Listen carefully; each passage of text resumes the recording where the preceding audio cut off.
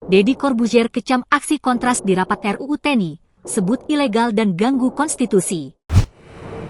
Staf khusus Menteri Pertahanan, Deddy Corbuzier, membuat video berisi tanggapannya tentang rapat panja RUU TNI yang digelar tertutup di Hotel Fairmont Jakarta pada Sabtu, 15 Maret 2025. Dalam video tersebut, Deddy Corbuzier merespon kedatangan anggota Komisi untuk Orang Hilang dan Tindak Kekerasan, Kontras, yang memprotes pembahasan RUU TNI.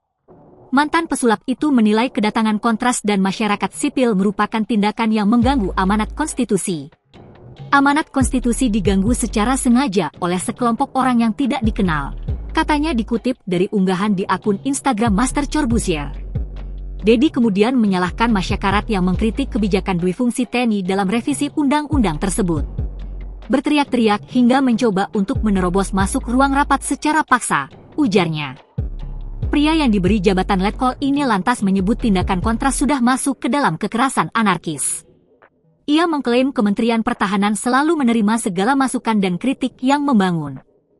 Namun menurut Deddy, kedatangan Kontras dalam rapat tertutup panja RUU TNI merupakan aksi yang ilegal. Yang terjadi kemarin bukanlah sebuah bentuk kritik atau masukan yang membangun, tapi merupakan tindakan ilegal dan melanggar hukum, pungkasnya.